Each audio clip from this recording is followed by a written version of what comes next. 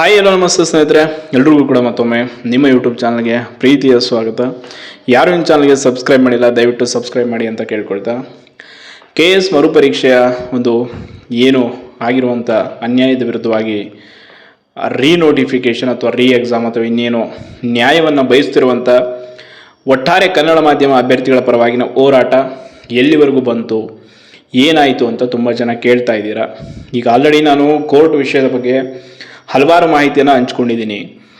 KATL ಆಗಿರುವಂಥದ್ದು ನಿಮ್ಗೆ ಗೊತ್ತೇ ಇದೆ ಏನಾಯಿತು ಜಡ್ಜ್ಮೆಂಟು ಅಂತ. ಅಗೇನ್ ಈಗ ಅರ್ಜಿದಾರರೆಲ್ಲರೂ ಕೂಡ ಹೈಕೋರ್ಟ್ಗೆ ಕೇಸನ್ನು ರಿಟ್ಟನ್ನು ಫೈಲ್ ಮಾಡಿದ್ದಾರೆ. ಆ ಒಂದು ರಿಟ್ ಎಕ್ಸೆಪ್ಟ್ ಆಗಿ ಈಗ ಆಲ್ರೆಡಿ ಕೆವೆಟ್ ಕೂಡ KPSC ಅವರು ಹಾಕ್ಕೊಂಡಿದ್ದಾರೆ. ಈಗ ರೆಸ್ಪಾಂಡೆಂಟ್ಸ್ಗೆ ನೋಟಿಸ್ ಕೂಡ ಹೋಗುತ್ತೆ. ಬಟ್ ಹಿಯರಿಂಗ್ದು ಏಪ್ರಿಲ್ ಮೊದಲ ವಾರ ಅಂತ ಒಂದು ಮಾಹಿತಿ ಇದೆ. ಬಟ್ ಅದು ಕನ್ಫರ್ಮ್ ಆದಂಥ ದಿನಾಂಕ ನಿಗದಿ ಅದ್ರ ಬಗ್ಗೆ ಇನ್ನೂ ಕನ್ಫರ್ಮ್ ಇಲ್ಲ. ಒಂದು ಕಡೆ ಅದು ಕಾನೂನಾತ್ಮಕ ಹೋರಾಟ ನಡೀತಾ ಇದೆ. ಇನ್ನು ಆಲ್ರೆಡಿ ಮೇ ತಿಂಗಳಲ್ಲಿ ಪರೀಕ್ಷೆ, ಮೇ ಮೊದಲ ವಾರದಲ್ಲಿ ಪರೀಕ್ಷೆಗೂ ಕೂಡ ಸಿದ್ಧತೆಯನ್ನು KPSC ಆಲ್ರೆಡಿ ದಿನಾಂಕ ಬಿಟ್ಟಿದೆ. ಈ ಕಡೆ ಒಂದು ಧಾರವಾಡದಲ್ಲಿ ಹೋರಾಟವನ್ನು ಕೂಡ ಹಮ್ಮಿಕೊಳ್ಳಲಾಗಿದೆ 3ನೇ ತಾರೀಕು. ಅಖಿಲ ಕರ್ನಾಟಕ ವಿದ್ಯಾರ್ಥಿ ಸಂಘಟನೆ ಕಡೆಯಿಂದ ಒಂದು ಹೋರಾಟ ಕೂಡ ಇದೆ. ಈ ಕಡೆ ಹೋರಾಟದ ಒಂದು ತೀವ್ರತೆ ಯಾವ ರೀತಿ ಇರಬೇಕು ಏನು ಅನ್ನೋದ್ರ ಬಗ್ಗೆ ಕೂಡ ತುಂಬ ಜನ ಚರ್ಚೆ ಮಾಡ್ತಾ ಇದ್ದೀರ. ನಿಮ್ಗೆ ಗೊತ್ತೇ ಇದೆ, ಹೋರಾಟ ಒಂದು ಬಾರಿ ಅಲ್ಲ, ಇಲ್ಲಿಗೆ ಎಷ್ಟು ಬಾರಿ ಹೋರಾಟ ಆಯಿತು. ಕರ್ನಾಟಕ ರಕ್ಷಣಾ ವೇದಿಕೆ ಅಂತ ಪ್ರಬಲ ಸಂಘಟನೆ ನಮ್ಮ ರಾಜ್ಯದಲ್ಲಿರುವಂಥ ಒಂದು ಏನು ಕನ್ನಡ ಪರದಲ್ಲೇ ಅತ್ಯಂತ ಸ್ಟ್ರಾಂಗ್ ಇರುವಂಥ ಸಂಘಟನೆ ಅಂತಂದರೆ ಅದು ನಮ್ಮ ನಾರಾಯಣಗೌಡರ ನೇತೃತ್ವದ ಕರ್ನಾಟಕ ರಕ್ಷಣಾ ವೇದಿಕೆ. ಅಂತಹ ಒಂದು ಪ್ರಬಲ ಸಂಘಟನೆ ಹೋರಾಟಕ್ಕೆ ಇಳಿದು ಅಷ್ಟೆಲ್ಲ ಹೋರಾಟವನ್ನು ಮಾಡಿ ಮಾನ್ಯ ಮುಖ್ಯಮಂತ್ರಿಗಳಿಗೆ ಭೇಟಿಯಾಗಿ ಉಪವಾಸ ಸತ್ಯಾಗ್ರಹ ಮಾಡಿ ಅಹೋರಾತ್ರಿ ಧರಣಿ ಎಲ್ಲ ಮಾಡಿದರೂ ಕೂಡ ಈ ಒಂದು KPSC ಮತ್ತು ಸರ್ಕಾರ ಯಾವುದೇ ನಿರ್ಧಾರವನ್ನು ತೆಗೆದುಕೊಳ್ತಾ ಇಲ್ಲ ಅಂತಂದರೆ ತಿಳ್ಕೊಂಡ್ಬಿಡಿ ಎಷ್ಟರ ಮಟ್ಟಿಗೆ ಭ್ರಷ್ಟರು ಅಲ್ಲಿ ತಮ್ಮ ಪ್ರಭಾವವನ್ನು ಬಳಸ್ತಾ ಇದ್ದಾರೆ ಅಂತ. ಇಲ್ಲಿ ಕೇವಲ ಒಬ್ಬರ ಇನ್ವಾಲ್ವ್ಮೆಂಟ್ ಇದ್ಬಿಟ್ಟಿದ್ರೆ ಏನೋ ಒಂದು ಮಾಡಿಬಿಡ್ಬೋದಾಗಿತ್ತು. ಕಳೆದ ಬಾರಿ ಮುಖ್ಯಮಂತ್ರಿಗಳು ಮರುಪರೀಕ್ಷೆಗೆ ಆದೇಶ ಮಾಡಿದರು, ಅದೇನೋ ಒಂದು ರೀತಿಯಾದಲ್ಲಿ ಇತ್ತು. ಬಟ್ ಈ ಬಾರಿ ನೋಡೋಕೆ ಹೋದರೆ ಇಲ್ಲಿ ಸರ್ಕಾರ ಕೂಡ ಇದರಲ್ಲಿ ಭಾಗಿಯಾಗಿಬಿಟ್ಟಿದೆಯೇನೋ ಅನ್ನೋ ರೀತಿ ಇದೆ. ಕಾರಣ ಸರ್ಕಾರದ ಬೊಕ್ಕಸದಲ್ಲಿ ಹಣ ಇಲ್ಲ, ಅದು ಮೇನ್ ರೀಸನ್ ಇದೆ. KPSCಯಿಂದ ಇಷ್ಟೋ ಒಂದಿಷ್ಟು ಸಿಕ್ಕಷ್ಟು ತಗೊಂಡು ನಾವು ಕೂಡ ಒಂದಿಷ್ಟು ಪೋಸ್ಟ್ಗಳನ್ನ ತಮಗೆ ಬೇಕಿದ್ದವ್ರಿಗೆ ಹಂಚ್ಕೊಂಡು ಬೇಡ ಅನ್ನೋ ಒಂದು ದುರುದ್ದೇಶದಲ್ಲಿ ಸರ್ಕಾರ ಕೂಡ ಭಾಗಿಯಾಗಿದೆಯೇನೋ ಅನ್ನೋ ಹಂತಕ್ಕೆ ಬಂದು ನಿಂತಿದೆ ಈಗಿನ ಸದ್ಯದ ಪರಿಸ್ಥಿತಿ. ಕಾರಣ ಮುಖ್ಯಮಂತ್ರಿಗಳ ಸದನದಲ್ಲಿ ಹೇಳಿದಂಥ ಮಾತಿಗೆ ಕಂಪ್ಲೀಟ್ ಆಗಿ ತದ್ವಿರುದ್ಧವಾಗಿ ನಡ್ಕೊಳ್ತಾ ಇದ್ದಾರೆ. ಕೇವಲ 2 ದಿನದಲ್ಲಿ ನಾನು ರೆಸ್ಪಾನ್ಸ್ ಮಾಡ್ತೀನಿ ಅಂತ ಹೋರಾಟವನ್ನು ನಿಲ್ಲಿಸಿದವರು, KAT ಜಡ್ಜ್ಮೆಂಟ್ ಬಂದ ಮೇಲೆ ನಾನು ಒಂದು ನಿರ್ಧಾರ ತೆಗೆದುಕೊಳ್ತೀನಿ ಅಂತ ಹೇಳಿದವರು, ಯಾವುದೇ ನಿರ್ಧಾರ ಅನ್ನೋದು ಏನೂ ಇಲ್ಲ. ಹಾಗೇನು 70,000 ವಿದ್ಯಾರ್ಥಿಗಳಿಗೆ ಅನ್ಯಾಯ ಆಗಿದೆ ಅಂತ ವಿದ್ಯಾರ್ಥಿಗಳು ಎಲ್ಲರೂ ಕೂಡ ಇಲ್ಲಿ ಪ್ರತಿಭಟನೆ. ಇನ್ನೊಂದು ಮುಖ್ಯವಾದ ವಿಷಯ ಹೇಳ್ತೀನಿ ನಾನು, ಒಂದು ಅತಿಯಾದ ಹೋಲೈಕೆ ಕೂಡ ಈ ಒಂದು ಹೋರಾಟ ಅಥವಾ ಇನ್ನೇನಾದರೂ ವಿಫಲತೆಗೆ ಕಾರಣ ಆಗುತ್ತೆ. ಹೆಂಗಂತ ಹೇಳಿದ್ರೆ, ಈಗ ನಾನೇ ಅಂದ್ಕೊಳ್ಳಿ ಒಬ್ಬ ವ್ಯಕ್ತಿಯನ್ನು ತುಂಬ ಕುರುಡಾಗಿ ಆರಾಧಿಸ್ತಿರ್ತೀನಿ. ಇವೇನಾದ ತಪ್ಪು ಮಾಡಿದ್ರೂ ಕೂಡ ಅದನ್ನು ಸರಿ ಅಂತ ವಾದಿಸೋ ಮಟ್ಟಿಗೆ ನಾನು ಆತನನ್ನು ಆರಾಧನೆ ಮಾಡ್ತಾ ಇರ್ತೀನಿ. ಆತ ಯಾವುದೋ ಒಂದು ಸ್ಥಾನದಲ್ಲಿ ಇರ್ತಾನೆ. ಇನ್ ಕೇಸ್ ಆಗ ಆತ ತಪ್ಪು ಮಾಡಿರ್ತಾನೆ, ನಾನು ಕೂಡ ಒಂದು ಸ್ಥಾನದಲ್ಲಿ ಇರ್ತೀನಿ. ನಾನು ಏನೋ ಒಂದು ಹೋರಾಟದ ಪರವಾಗಿ ಅಥವಾ ಯಾವುದೋ ಒಂದು ಪ್ರಮುಖ ವೇದಿಕೆ ಅಥವಾ ಅದ್ರ ಮೂಲಕ ಇರ್ತೀನಿ.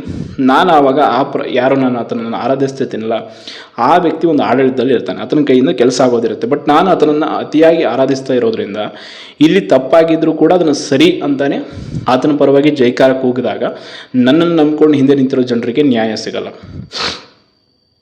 ಈ ಮಾತನ್ನು ನಾನು ಯಾಕೆ ಹೇಳ್ತಾ ಇದ್ದೀನಿ ಅಂತಂದರೆ, ಇದು ಕೂಡ ಒಂದು ರೀತಿ ಕಾರಣ ಆಗ್ತಾ ಇದೆ. ಈಗ ನಾವು ಯಾರನ್ನೋ ಒಬ್ಬರನ್ನ ಬಿಲೀವ್ ಮಾಡ್ತಾ ಇದ್ದೀವಿ ಅಲ್ಲಿ ತುಂಬ ಅತಿಯಾಗಿ ಅಂತ ಅಂದಾಗ ಅವರು ಏನು ನಿರ್ಧಾರ ತೆಗೆದುಕೊಳ್ತಾರೋ ನಾವು ಅಲ್ಲಿವರೆಗೂ ಕಾಯ್ಕೊಂಡೇ ಕೂತಿರ್ತೀವಿ ಅನ್ನೋದು ನಮ್ಮ ಒಂದು ವಿಫಲತೆಯ ಕಾರಣ. ಇನ್ನೊಂದು ಹೇಳ್ತೀನಿ, KS ಪರೀಕ್ಷೆನೇ ಅಂತಾನೇ ಅಲ್ಲ, ಯಾವುದೇ ಪರೀಕ್ಷೆ ಏನೇ ವೈಯಕ್ತಿಕ ಬದುಕಿನಲ್ಲಿ ಏನೇ ನಿಮಗೆ ಕಾನೂನಾತ್ಮಕ ಹೋರಾಟದಲ್ಲಿ ಈಗಿನ ಒಂದು ಪ್ರಸ್ತುತ ಸನ್ನಿವೇಶದಲ್ಲಿ ನೀವು ಲಕ್ಷಾಂತರ ರೂಪಾಯಿ ವೆಚ್ಚ ಮಾಡಬೇಕು ಅನ್ನೋದು ಏನೂ ಕೂಡ ಇಲ್ಲ. ಉಚಿತವಾಗಿ ನಿಮಗೆ ಕಾನೂನಿನ ಸಲಹೆಗಳು ಸಿಗುತ್ತೆ. ಕಾನೂನಿನ ಅರಿವು ಎಲ್ಲರಿಗೂ ಕೂಡ ಬೇಸಿಕ್ಕಾಗಿ ಒಂದಿಷ್ಟು ಇದ್ದೇ ಇರುತ್ತೆ, ಅಷ್ಟು ಯಾರು ದೊಡ್ಡರು ಇರಲ್ಲ. ಈ ಸ್ಪರ್ಧಾತ್ಮಕ ಪರೀಕ್ಷೆ ತಯಾರಿ ಮಾಡ್ತಾ ಇದ್ದೀರಿ ಅಂದರೆ ಒಂದು ಬೇಸಿಕ್ ಲಾಭಗಳ ಬಗ್ಗೆ ನಿಮ್ಗೆ ಗೊತ್ತೇ ಇರುತ್ತೆ. ಆ್ಯಂಡ್ ನಿಮ್ಮ ಪ್ರತಿ ಮನೆ ನೆಂಟರು ಸ್ನೇಹಿತರಲ್ಲಿ ಯಾರಾದರೂ ಒಬ್ಬ ವಕೀಲ ವೃತ್ತಿ ಮಾಡೋರು ಅಥವಾ ಕಾನೂನು ಪದವೀಧರರು ಇದ್ದೇ ಇರ್ತಾರೆ, ಅವರು ಒಂದಿಷ್ಟು ಗೈಡ್ ಮಾಡೇ ಮಾಡ್ತಾರೆ. ಈ ಹಿಂದಿನ ಮೈತ್ರಿ ಪ್ರಕರಣವನ್ನು ನೀವು ನೋಡಿದರೆ 2011 ಬ್ಯಾಚ್ದು ಅವ್ರು ಹೇಗೆ ಹೋರಾಟ ಮಾಡಿ ಒಂದು ಸ್ಪೆಷಲ್ ಹುದ್ದೆಯನ್ನು ಪಡ್ಕೊಂಡ್ರು. ಎಲ್ಲದಕ್ಕಿಂತ ಹೆಚ್ಚಾಗಿ ಸಂಗಮೇಶ್ ಉಪಾಸೆ ಅಂತೇಳಿ ಸಿರಿಯಲ್ಲಿ ಒಂದು ಧಾರಾವಾಹಿ ಅಥವಾ ಅದರ ಆ್ಯಕ್ಟರ್, ಅವರು ಕೂಡ KS ಅಧಿಕಾರಿ. ಈಗ ಅವರು ಕೂಡ ಅಷ್ಟೇ ಯಾವ ರೀತಿ ಅವ್ರಿಗೆ ಆದ ಅನ್ಯಾಯವನ್ನು ಕೋರ್ಟಲ್ಲಿ ಹೋರಾಡಿ ಅದನ್ನು ನ್ಯಾಯವನ್ನು ಪಡ್ಕೊಂಡು ಅಂಥವ್ರನ್ನ ಕಾಂಟ್ಯಾಕ್ಟ್ ಮಾಡಿ ಅವ್ರ ಮೂಲಕ ಕೂಡ ಒಂದಿಷ್ಟು ನಾವು ಗೈಡೆನ್ಸನ್ನು ಪಡ್ಕೊಳ್ಬೋದು. ಯಾಕೆ ಅಂತಂದರೆ ಇಂಡಿವಿಜುವಲ್ ಆಗಿ ನಮ್ಗೆ ಅನ್ಯಾಯ ಆಗಿದೆ ಅಥವಾ ಒಂದು ಸಾಮೂಹಿಕವಾಗಿ ಅನ್ಯಾಯ ಆಗಿದೆ ಅಂದಾಗೂ ಕೂಡ ಹೋರಾಟ ಎಲ್ಲವೂ ಕೂಡ ಅವಶ್ಯಕತೆ, ಅಲ್ಲೂ ಕೂಡ ಒಗ್ಗಟ್ಟು ಬೇಕು. ಆದರೆ ಒಂದಿಷ್ಟು ವೈಯಕ್ತಿಕವಾಗಿ ಕೂಡ ನಾವು ಅವೇರ್ನೆಸ್ಸನ್ನು ಪಡ್ಕೊಳ್ಬೇಕು. ಇಲ್ಲಿ ಆಗ್ತಾ ಇರೋದು ಅದೇ, ವೈಯಕ್ತಿಕವಾಗಿ ತುಂಬ ಜನರಿಗೆ ಹಿಂಜರಿಕೆ, ಯಾಕೆ ನಾವು ಮುಂದುವರಿಯೋದು, ನಾವು ಯಾಕೆ ಇದನ್ನು ನಿರ್ಧಾರ ತೆಗೆದುಕೊಳ್ಳೋದು ಅನ್ನೋದು, ಅದನ್ನು ಬಿಡಬೇಕು. ಇಲ್ಲಿವರೆಗೂ ಬಂದಿದ್ದೀವಿ, 6-7 ವರ್ಷ ಶ್ರಮ ಪಟ್ಟಿದ್ದೀವಿ, ಕೂತ್ಕೊಂಡು ಓದಿದ್ವಿ, ಪರೀಕ್ಷೆ ಬರೆದಿದ್ವಿ. ಅದಾದಮೇಲೆ ಆಗಿರೋ ಅನ್ಯಾಯವನ್ನು ಪ್ರಶ್ನೆ ಮಾಡೋದಕ್ಕೆ ಯಾಕೆ ಹೆದರೋದು? ಇಲ್ಲಿ ಯಾರ್ದೋ ಒಂದು ವೈಯಕ್ತಿಕ ಸ್ವಾರ್ಥ ಸಾಧನೆ ಅಥವಾ ಏನೂ ಇಲ್ಲ. ಒಂದಿಷ್ಟು ಜನಕ್ಕೆ ಅನ್ಯಾಯ ಆಗುತ್ತೆ, ಅದಾಗುತ್ತೆ, ಇದಾಗುತ್ತೆ, ಈಗ ಹೇಳ್ಬೋದು ಪಾಸ್ ಆದವ್ರಿಗೆ ಅದಾಗುತ್ತೆ. ಬಟ್ ಫೇಲ್ ಆದವ್ರು ಮೆಜಾರಿಟಿ ಆಫ್ ಪೀಪಲ್ಸ್ ಆಗಿರೋದು ಕ್ವಶನ್ ಪೇಪರಿಂದ ತಾನೆ, ಅದು ಎಲ್ಲರಿಗೂ ಗೊತ್ತಿರುವಂಥ ವಿಷಯ. ಈಗ ಇವೇನು ಮುಖ್ಯ ಪರೀಕ್ಷೆ ಬರೀತಾ ಇರೋರು ಕೂಡ ಬರೀಬೇಕು ಅಂತ ಯಾರಿಗೆ ಪ್ರಿಲಿಮ್ಸ್ ಪಾಸ್ ಆಗಿದ್ರೆ ಅವರು ಕೂಡ ಈಗ ಒಪ್ಕೊಳ್ತಿದ್ದಾರೆ, ಹೌದು ಟ್ರಾನ್ಸ್ಲೇಷನ್ ಎರರ್ ಡೈಲಿ ನಮಗೂ ಮುಖ್ಯ ಪರೀಕ್ಷೆಯಲ್ಲಿ ಕೂಡ ಆಗ್ಬಿಡ್ಬೋದು ಅನ್ನೋ ಭಯ ಅವ್ರಿಗೂ ಕೂಡ ಇದೆ. ಅವ್ರಿಗೂ ಗೊತ್ತು, ಒಂದೇ ಒಂದು ಪ್ರಶ್ನೆಯ ಒಂದೇನಾದರೂ ಸಾರಾಂಶ ಮೀನ್ಸ್ ಆ ಪ್ರಶ್ನೆ ವಾಕ್ಯದಲ್ಲಿ ಬದಲಾವಣೆ ಆದರೂ ಕೂಡ ಇಡೀ ಆ ಬರೆಯುವಂಥ ಉತ್ತರವೇ ಬದಲಾವಣೆ ಆಗಿಬಿಡುತ್ತೆ. ಆಗ ಅವ್ರಿಗೂ ಕೂಡ ಅದರ ಅರಿವು ಗೊತ್ತಾಗುತ್ತೆ. ಆದ ಕಾರಣ ಏನೇ ಆಗಲಿ ರೀನೋಟಿಫಿಕೇಷನ್ ಆಗುತ್ತಾ ಇಲ್ವಾ ಫೈನಲ್ ಆಗಿ ಹೇಳಿ ಅಂತ ಕೇಳ್ತಾ ಇದ್ದಾರೆ. ರೀನೋಟಿಫಿಕೇಷನ್ ಆಗುತ್ತಾ ಇಲ್ವಾ ಫೈನಲ್ ಆಗಿ ಹೇಳಿ ಅನ್ನೋದಕ್ಕೆ ಹಿಂಗೆ ಇಲ್ಲೇನು ಹೋರಾಟ ಆಯಿತು, ಎಲ್ಲವೂ ಕೂಡ ಆಯಿತು. ಸರ್ಕಾರ ಅದಕ್ಕೆಲ್ಲ ಪಾಸಿಟಿವ್ ಆಗಿ ಸ್ಪಂದಿಸಿತು. ಇವನ್ ಈಗ ಕೋರ್ಟ್ಗೆ ಹೋಗಿದೆ, ಕೋರ್ಟಲ್ಲಿ ಕೂಡ ಏನಾಗುತ್ತೆ ಅನ್ನೋದು ಕಾದು ನೋಡಬೇಕು. ಆ್ಯಂಡ್ ಈ ವಿಷಯದಲ್ಲಿ ಭರವಸೆ ಕಳ್ಕೊಂಡಿದ್ದೀವಿ ಹಾಗೆ ಹೀಗೆ ಅಂತ ತುಂಬ ಜನ ಹೇಳ್ತಾ ಇರ್ಬೋದು. ಬಟ್ ಒಂದಂತೂ ಸತ್ಯ, ಕಬ್ಬಿಣ ಕಾದಾಗಲೇ ಬಡಿಬೇಕು ಅನ್ನೋದೊಂದು ಮಾತಿದೆ. ಅದರಂತೆ ಈ ಹಿಂದಿನ ಹೋರಾಟಗಳು ತುಂಬ ಪ್ರಬಲವಾಗಿರಬೇಕಿತ್ತು, ಅಲ್ಲೂ ಕೂಡ ಒಂದಿಷ್ಟು ವಿಫಲತೆ ಆಗಿದೆ, ಅದನ್ನು ಕೂಡ ನಾವು ಒಪ್ಕೊಳ್ತೀವಿ. ಅದು ಏನಾದರೂ ತುಂಬ ಸ್ಟ್ರಾಂಗಾಗಿ ನಡೆದುಬಿಟ್ಟಿದ್ರೆ ಅವತ್ತೇ ನಮಗೇನಾದರೂ ಸಿಗ್ತಾ ಇತ್ತೇನೋ.